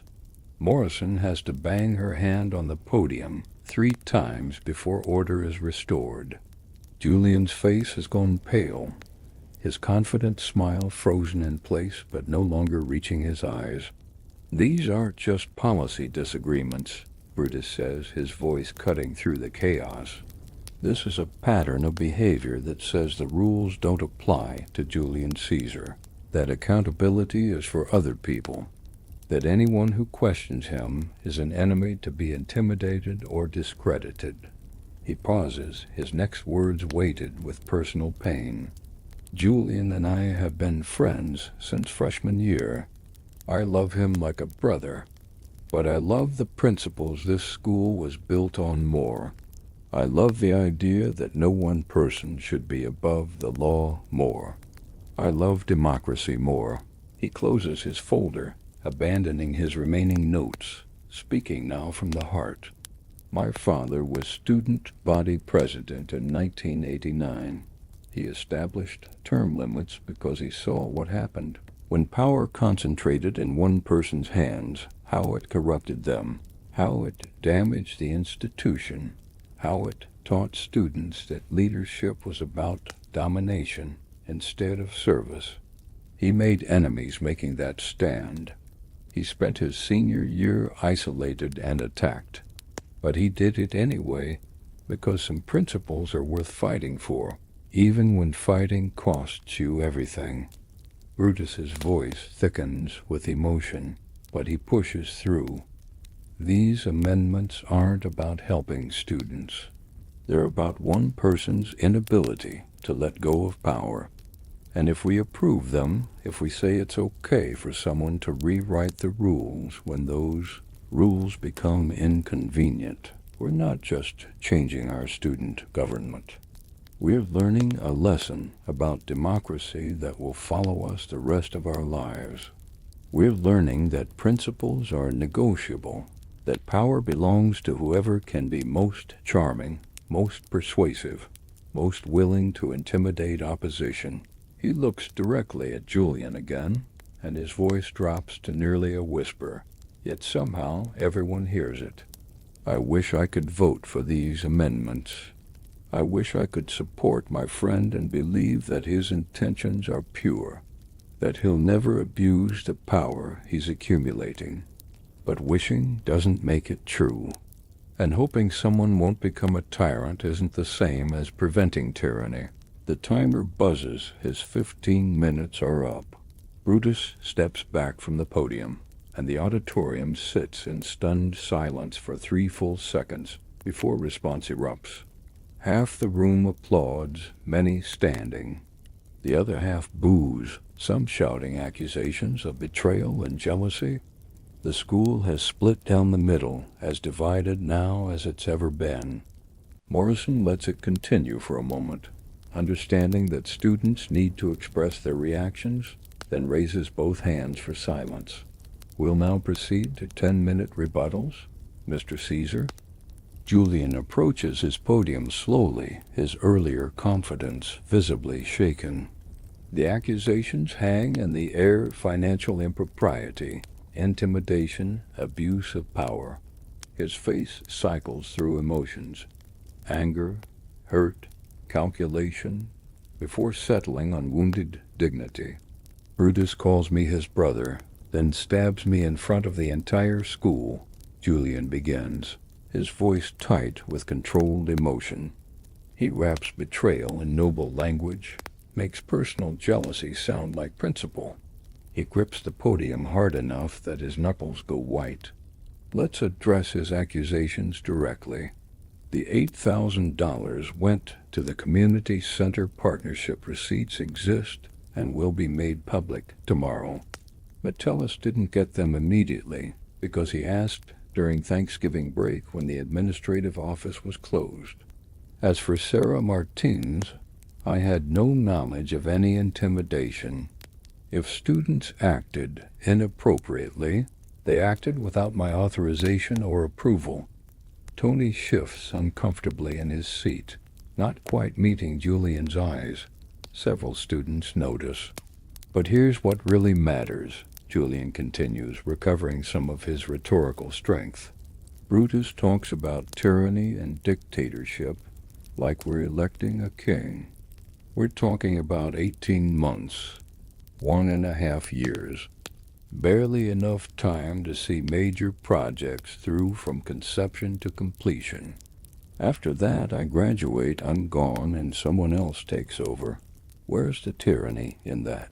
He pauses, then plays his final card, the personal appeal that's always been his greatest weapon. I'm not perfect. I've made mistakes. Maybe I pushed too hard, moved too fast, didn't consult enough people. But everything I've done has been for this school, for students who needed someone to fight for them. And when I look at what we've accomplished, when I see freshmen who aren't eating lunch in bathroom stalls anymore, students who are passing classes because of free tutoring, kids from the neighborhood getting opportunities they never had, I think it's worth it. I think results matter more than procedural purity. His time expires, and the applause is enthusiastic but noticeably smaller than before. Doubt has entered even his most loyal supporters' minds. Brutus returns to the podium for his rebuttal. Julian asks where the tyranny is in 18 months. The tyranny is in the principle and the belief that any individual is important enough to break the rules for. Today it's 18 months.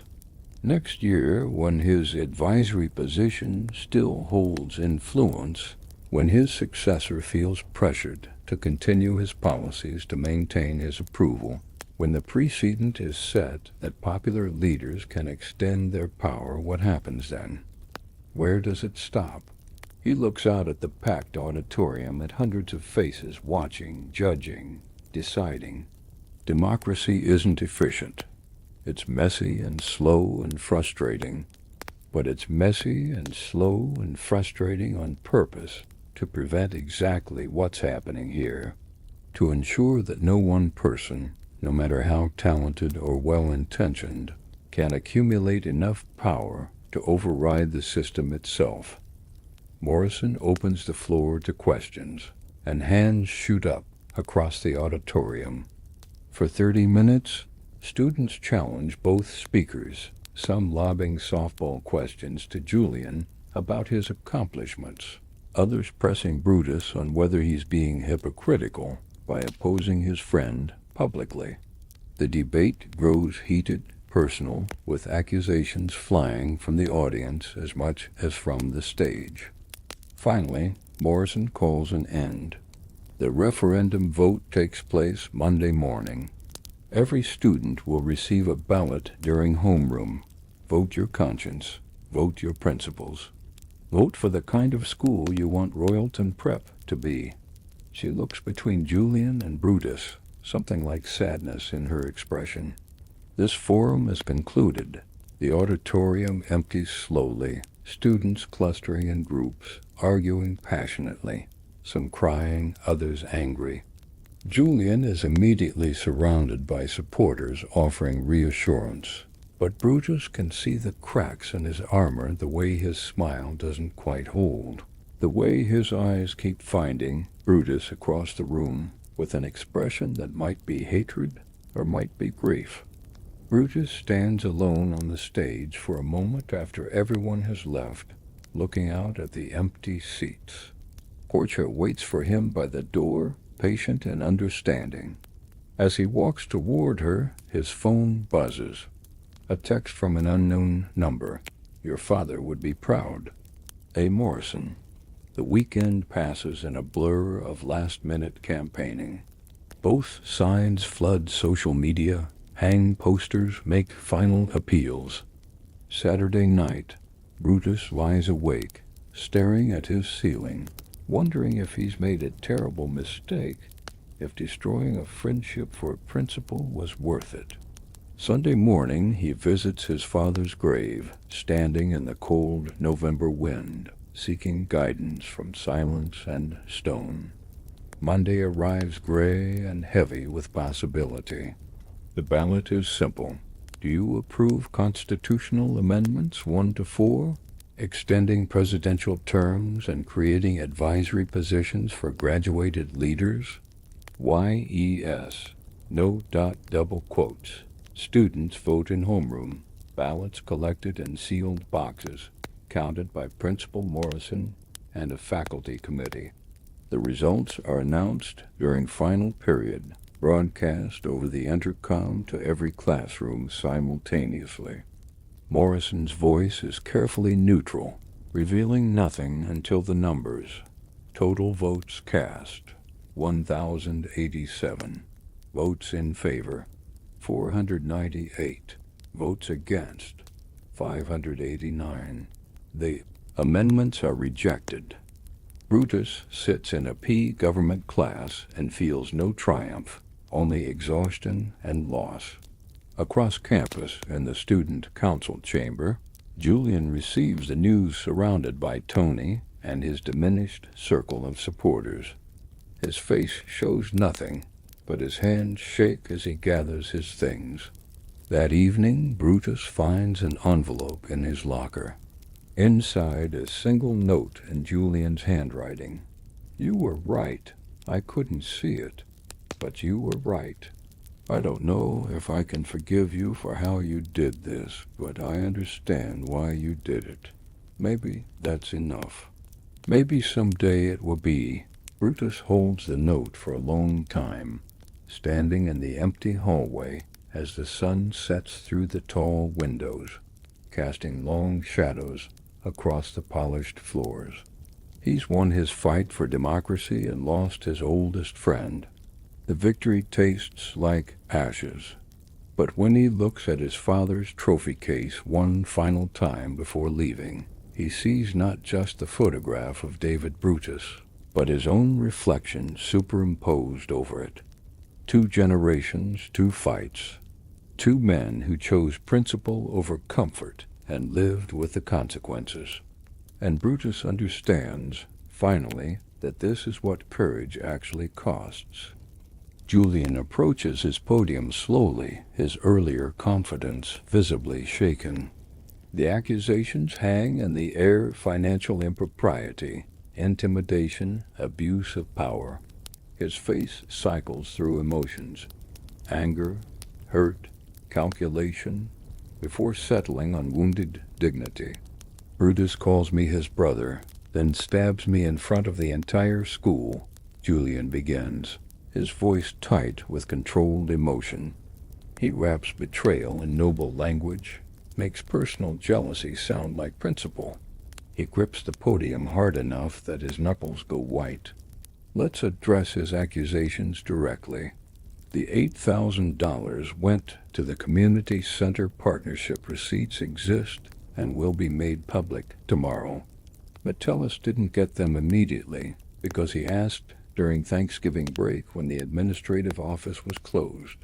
As for Sarah Martins, I had no knowledge of any intimidation. If students acted inappropriately, they acted without my authorization or approval. Tony shifts uncomfortably in his seat, not quite meeting Julian's eyes. Several students notice. But here's what really matters, Julian continues, recovering some of his rhetorical strength. Brutus talks about tyranny and dictatorship like we're electing a king. We're talking about 18 months, 1.5 years. Barely enough time to see major projects through from conception to completion. After that, I graduate, I'm gone, and someone else takes over. Where's the tyranny in that? He pauses, then plays his final card. the personal appeal that's always been his greatest weapon. I'm not perfect. I've made mistakes. Maybe I pushed too hard, moved too fast, didn't consult enough people. But everything I've done has been for this school, for students who needed someone to fight for them.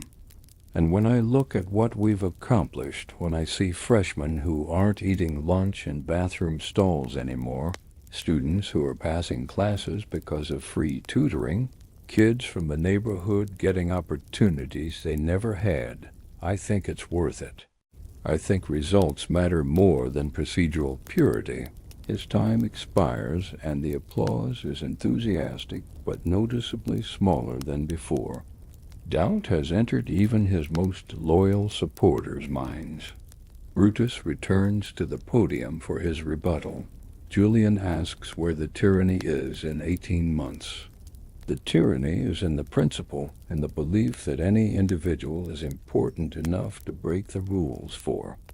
Today it's 18 months. Next year, when his advisory position still holds influence, when his successor feels pressured to continue his policies to maintain his approval, when the precedent is set that popular leaders can extend their power, what happens then? Where does it stop? He looks out at the packed auditorium at hundreds of faces watching, judging, deciding. Democracy isn't efficient. It's messy and slow and frustrating. But it's messy and slow and frustrating on purpose to prevent exactly what's happening here. To ensure that no one person, no matter how talented or well-intentioned, can accumulate enough power to override the system itself. Morrison opens the floor to questions, and hands shoot up across the auditorium. For 30 minutes, students challenge both speakers, some lobbing softball questions to Julian about his accomplishments, others pressing Brutus on whether he's being hypocritical by opposing his friend publicly. The debate grows heated, personal, with accusations flying from the audience as much as from the stage. Finally, Morrison calls an end. The referendum vote takes place Monday morning. Every student will receive a ballot during homeroom. Vote your conscience. Vote your principles. Vote for the kind of school you want Royalton Prep to be. She looks between Julian and Brutus, something like sadness in her expression. This forum is concluded. The auditorium empties slowly, students clustering in groups, arguing passionately, some crying, others angry. Julian is immediately surrounded by supporters offering reassurance, but Brutus can see the cracks in his armor the way his smile doesn't quite hold, the way his eyes keep finding Brutus across the room with an expression that might be hatred or might be grief. Brutus stands alone on the stage for a moment after everyone has left, looking out at the empty seats. Portia waits for him by the door, patient and understanding. As he walks toward her, his phone buzzes. A text from an unknown number. Your father would be proud. A. Morrison.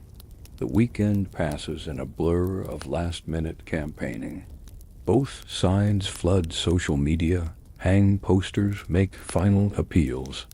Saturday night, Brutus lies awake, staring at his ceiling, wondering if he's made a terrible mistake, if destroying a friendship for a principle was worth it. Sunday morning, he visits his father's grave, standing in the cold November wind, seeking guidance from silence and stone. Monday arrives gray and heavy with possibility. The ballot is simple. Do you approve constitutional amendments 1 to 4?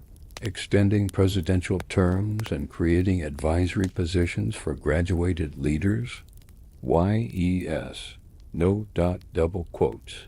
Students vote in homeroom. Ballots collected in sealed boxes, counted by Principal Morrison and a faculty committee. The results are announced during final period, broadcast over the intercom to every classroom simultaneously.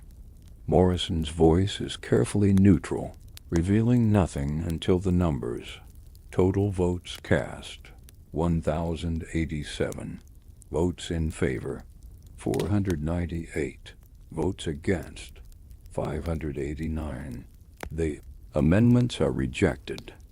Brutus sits in a P government class and feels no triumph, only exhaustion and loss. Across campus in the student council chamber, Julian receives the news surrounded by Tony and his diminished circle of supporters. His face shows nothing, but his hands shake as he gathers his things. That evening, Brutus finds an envelope in his locker. Inside, a single note in Julian's handwriting. "You were right. I couldn't see it, but you were right. I don't know if I can forgive you for how you did this, but I understand why you did it. Maybe that's enough. Maybe someday it will be." Brutus holds the note for a long time, standing in the empty hallway as the sun sets through the tall windows, casting long shadows across the polished floors. He's won his fight for democracy and lost his oldest friend. The victory tastes like ashes. But when he looks at his father's trophy case one final time before leaving, he sees not just the photograph of David Brutus, but his own reflection superimposed over it. 2 generations, 2 fights. 2 men who chose principle over comfort and lived with the consequences. And Brutus understands, finally, that this is what courage actually costs.